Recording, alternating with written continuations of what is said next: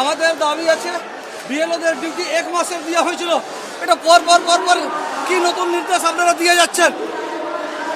নির্দেশের তো এটা কোনো সীমা হওয়া উচিত। শিক্ষকরা কিসের জন্য আছে?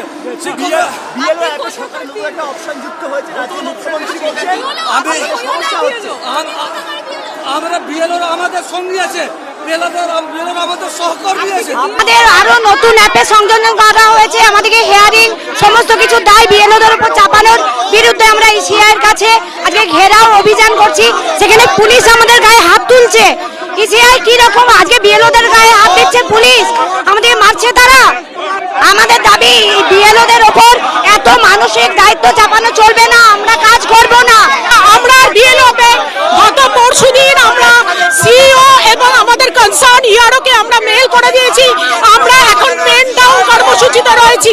আমরা আর বিএলও অ্যাপে কোনো কাজ করব না।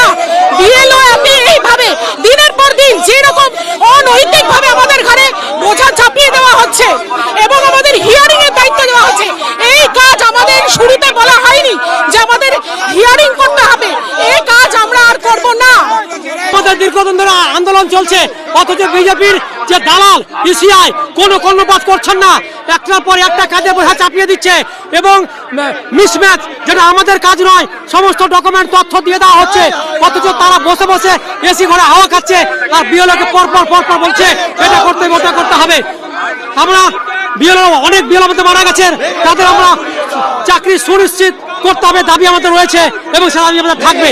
তাছাড়া এডুকেশন ডিপার্টমেন্টকে একদম চক্রান্ত করে ভেঙে দেওয়ার চেষ্টা করছে, কারণ প্রাইমারি টিচার 95% বিএলও রয়েছে, সুতরাং প্রাইমারি টিচার শিক্ষা ব্যবস্থা ভেঙে পড়বে। আমরা চাই বিএলও কোনো কাজ আর করবে না।